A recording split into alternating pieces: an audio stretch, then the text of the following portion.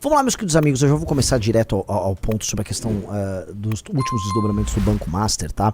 Porque vocês estão vendo que esse escândalo tá maturando aos poucos, ele vai maturando, vai subindo, os envolvidos estão, vamos dizer, cada vez mais envolvidos, os números são cada vez mais assustadores, e nada acontece feijoada, né? E nada acontece feijoada porque, vamos ser bem direto, eu vou começar já a live já entregando o final de tudo. Nada acontece feijoada porque absolutamente todo mundo que importa na República tá na folha de pagamentos do Banco Master. E eles estão na folha de pagamentos do Banco Master de maneira, vamos dizer, absolutamente autônoma, tá? Ninguém ali foi, oh meu Deus, entrou esses 30 milhões de reais no meu bolso pra eu não falar do Banco Master. Não, tudo bem, né? Vai que, né? O meu bolso é o fundo. Cara, é bem simples. Todo mundo sabia o que estava fazendo, todo mundo que foi comprado, todo mundo participou disso. Eu acho muito engraçado que outro dia tava a Gabriela Prioli defendendo o Banco Master. Ela que trabalhou para um dos advogados, dos escritórios de advocacia mais, vamos dizer, hypados, leitores de livros de São Paulo, que é o Toron, e ele também tá envolvido no universo do Banco Master. Que curiosidade, pode ser que seja uma mera coincidência, sério, família Riso?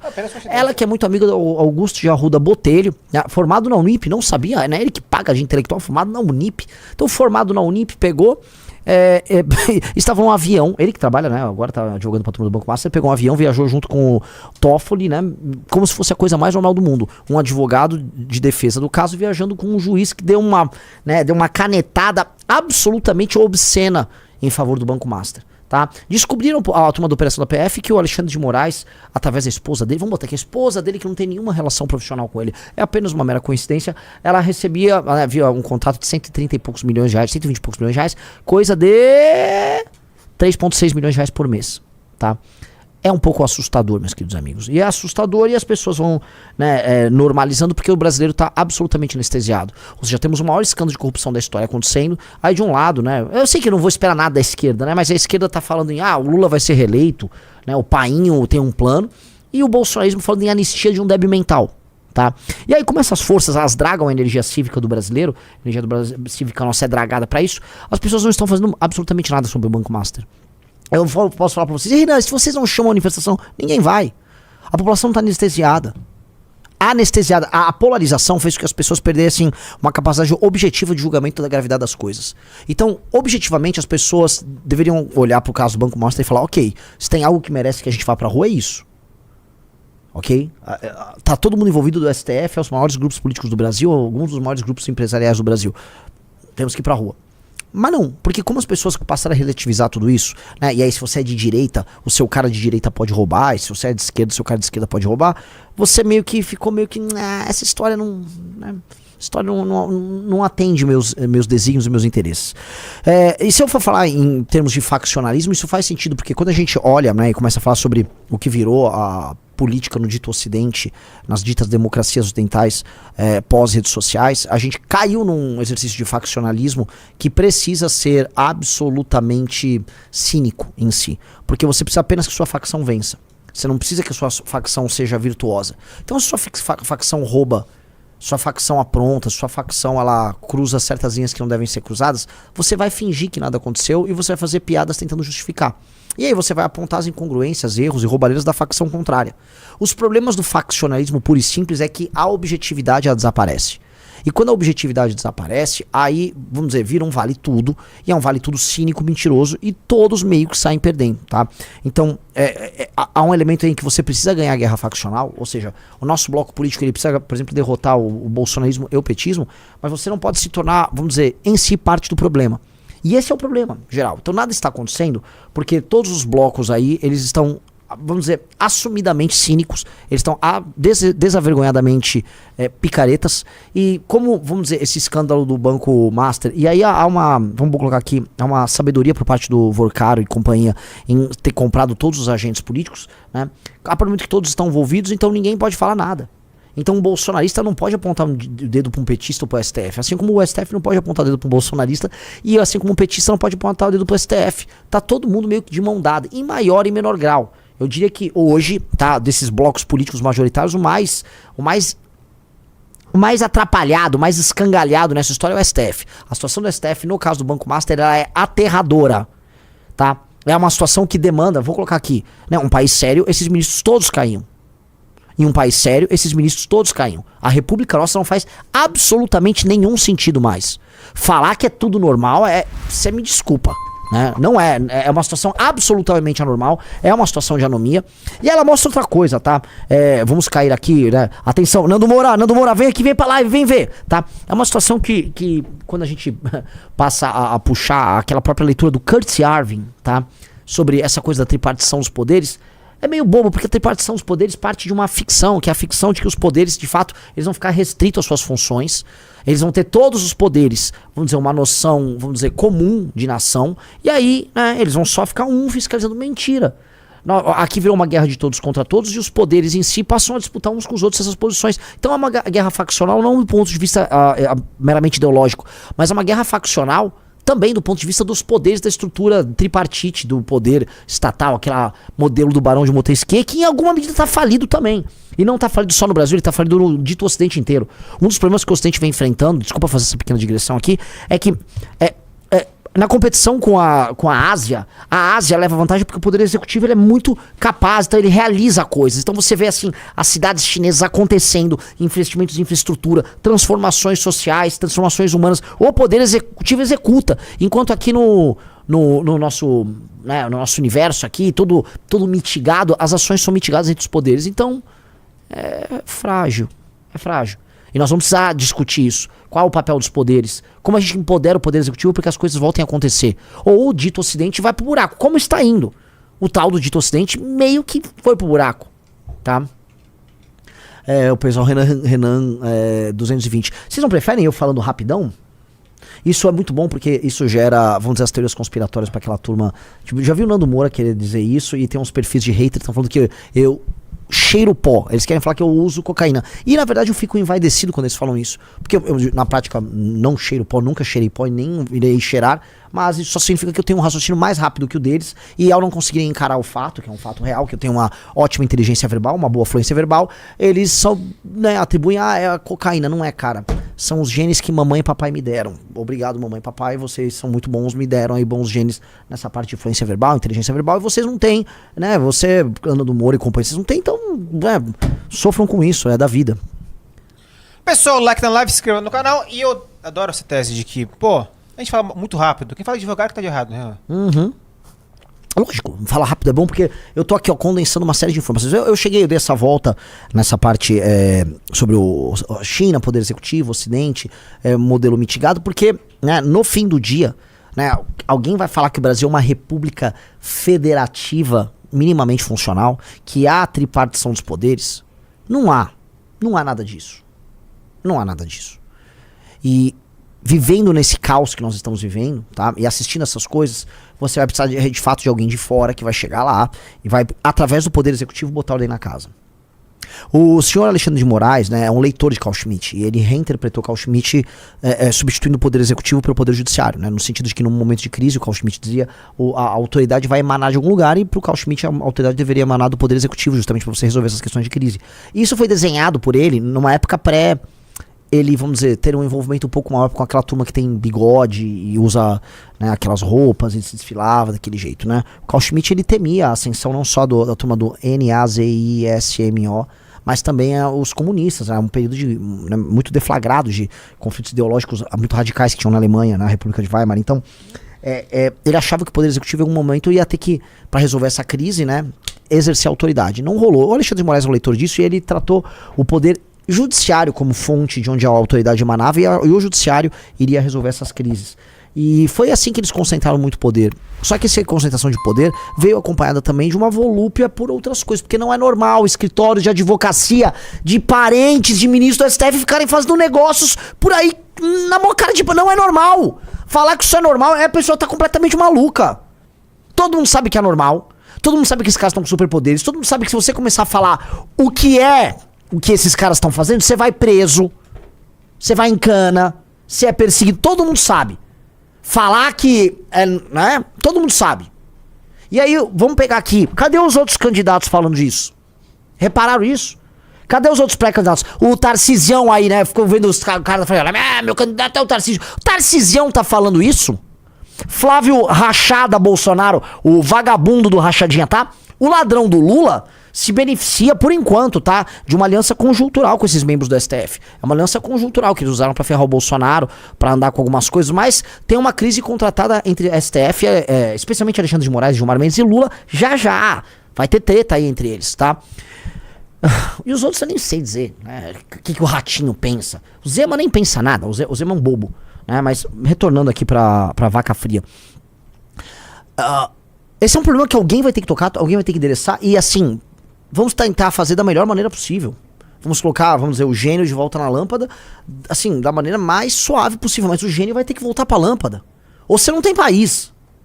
Porque, vamos lá, o STF concentrou poder, e assim, ele concentrou, aí ao concentrar poder ele derrubou prerrogativas do Legislativo, prerrogativas do Poder Executivo, começou a fazer controle de constitucionalidade sobre tudo.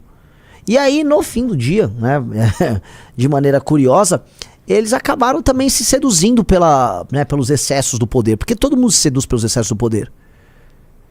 E aí, né, tá aí. Esses contratos, essas coisas, isso não é normal. Isso não é normal. Falar pra mim que isso é normal, o que tá acontecendo envolvendo o Judiciário e o Banco Master é anômalo, é doentio. É coisa de república que acabou. E assim, galera, a república acabou. Não existe república federativa do Brasil, isso é uma ficção. Isso é só um arranjo aí que tá nos governando, e é um arranjo, é um joguete de poder entre esses elementos. Um joguete que não se sustenta. E mais, não se sustenta porque tá acontecendo algo, tá? E eu vou repetir algo que foi me dito aí por um membro, o membro mais inteligente da dita Faria Lima. Não vou dar nomes aqui, tem que ser uma pessoa, mas é um sujeito inteligente, o cara mais inteligente da dita Faria Lima. Ele falou, existe uma guerra entre o Brasil institucional e o Brasil não institucional. E como o Brasil institucional, na prática, ele é frágil e tal, o não institucional avança. Então, na falta de boas lideranças partidárias, porque as lideranças dos partidos ideológicos no Brasil não existem, as lideranças não institucionais, né, os Ruedas, os Ciro Nogueiras que fazem negócio com o Banco Master avançam, e avançaram demais. A corrupção, ela avançou novamente na política após Lava Jato pra caramba, tá? Se as instituições também não resolvem os problemas ligados a crime organizado e tal, o crime avança, que é o Brasil não institucional. E aí o crime avançou num ponto que ele já chegou lá. Comando Vermelho e PCC chegaram lá. O PCC está no jogo. E aí, se eles, a ponto de ter relações, você vai cavucar, você vai achar relações entre o PCC, a parte financeira do PCC e o Banco Master também. Tá? Então, tá tudo lá. Fingir que isso não está rolando negar, né, a realidade. O problema é que esse Brasil não institucional, ele vai acelerar a corrosão e destruição do Brasil fictício, da República de 88. A República oriunda dessa Constituição doente, a República acabou. Vamos ser honestos. Aí a gente pode fingir que não acabou, chegar ao poder junto ao Partido Missão e a gente fazer uma reformona constitucional, aí pegar esse defunto que tá fedendo, que é o da Constituição de 88, e aí, né, chega lá, você já assistiu o filme Morto Muito Louco? Que é um morto que começa a tocar umas músicas caribenhas e ele ficava dançando. É um morto. É meio que um morto muito louco. A gente bota a música caribenha de fundo, aí o morto muito louco vai dançando. Tá? É isso, é só botar aí um. Tem o trailer? Vamos botar um pequeno. Aqui, ó. É isso, ó. Ó a Constituição de 88 aí, ó. Está tudo certinho. A gente pode fazer isso.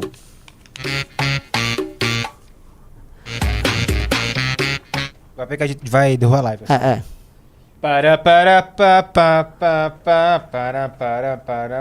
É isso, ó lá a Constituição, ó. Ó o livrinho do Ulisses, ó lá o livrinho.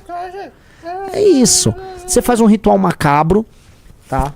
Elimina vários traficantes e aí a Constituição fica de pé. A gente pode fazer isso. Ou pode fazer uma Constituição do zero. O correto é meio que a gente vai fazer uma Constituição clean, pequena, super enxuta do zero, tá? E aí com essa Constituição clean, enxuta, você põe todo mundo no seu devido lugar e a coisa segue. Dá pra fazer isso? Dá. Agora dá pra dar um remendão aí de remendão. Porque assim, no remendão, como... Cara, o futuro, ele pode ser glorioso pra nossa nação. O futuro, de fato, pode ser bem, bem, bem glorioso, tá? Eu tô em qual câmera, Risos? Tem que ficar esperto. Você tá na 1. Tô na 1, né? Porque eu tava aqui, aí o coisa puxou a 2, aí eu falei, pra olhar pra 2, eu fico olhando pra 2 enquanto eu tava na 1. Renan, você tem na sua frente tem um monitor gigantesco, tem uma TV de 50 polegadas que aparece todo o sinal que vai pra live. Então, na dúvida, você olha pro seu retorno e você vê o que você está vendo. Eu sei. Vendo. Não dá, que o retorno é em tempo real aqui, né, Riso? Entendeu? Não entendi nada, mas ok.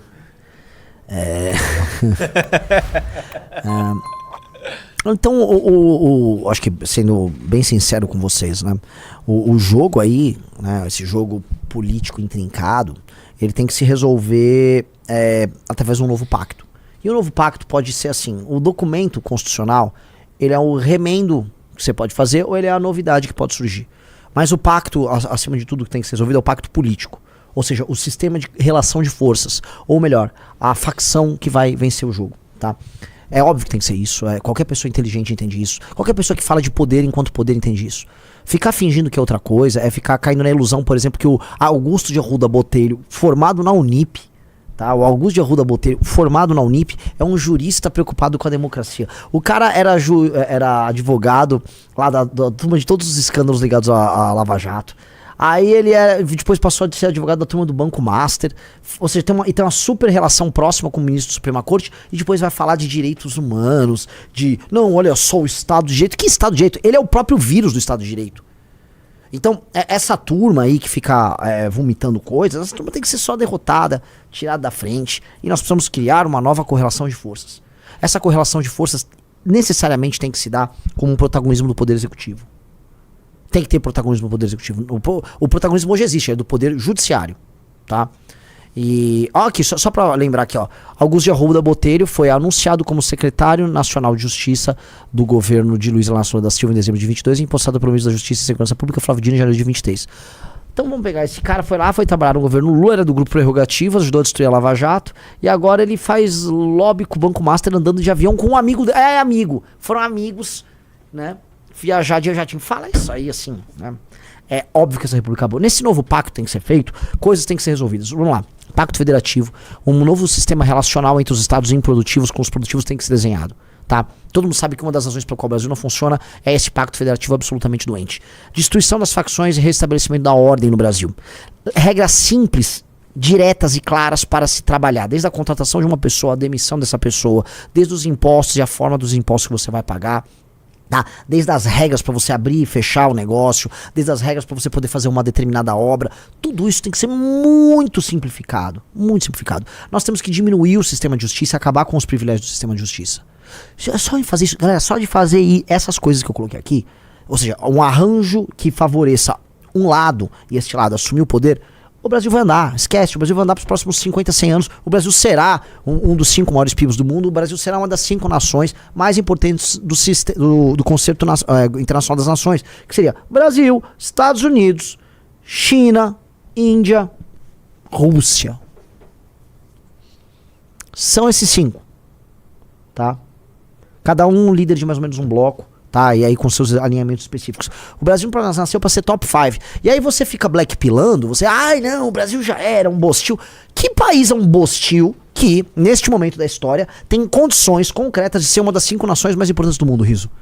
Falar que isso é um país eco é desistir demais. Lógico que nós estamos fazendo de tudo para ser um país eco, porque nós, especialmente nossas elites, e grande parte da população, tem uma mentalidade de país eco. A gente tá com uma mentalidade de país eco. Só que assim, a história tá avançando e a posição que nós estamos, inclusive os erros que nós adotamos ao longo dos últimos anos, se tornaram forças. Eu digo isso. A gente vai ver uma grande centralização e a tecnologia, ela é amiga dessa centralização, porque ela consegue, como eu posso colocar, melhorar os processos. E aí um sistema centralizado, um exemplo é o SUS, ele vai, vamos dizer, se beneficiar muito com isso.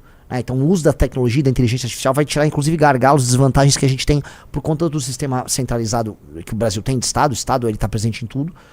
E aí vai virar uma vantagem. Então a gente vai ter desvantagens que vão virar vantagem. Só que aí a gente tem território, tem ainda população abundante.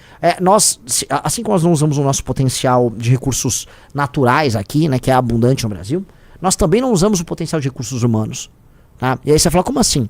Por exemplo, eu tive lá em Saboeira, a viagem que eu fiz lá pro Ceará. Cara, eu vi as pessoas ali, eu conversei com as pessoas. Naturalmente, aquelas pessoas têm uma educação muito precária. A escola, tudo isso, né? A cultura de trabalho, a cultura burguesa de trabalho moderna não chegou lá. As pessoas estão alheias a tudo. Aquelas pessoas não são idiotas, gente. Aquelas pessoas são só um capital humano que não foi devidamente lapidado. Então aquelas pessoas podem entregar muito mais do que elas realmente entregam. Elas têm condições diretas de fazer isso. Não há nada que as impeça de, vamos dizer, se tornarem altamente produtivas, tá? Então, o que nós precisamos fazer? Nós precisamos capacitar, usar a tecnologia e tirar essas amarras que o Estado tem para fazer com que as pessoas sejam mais produtivas e mais capazes. Ponto. Ponto. Nós temos que dar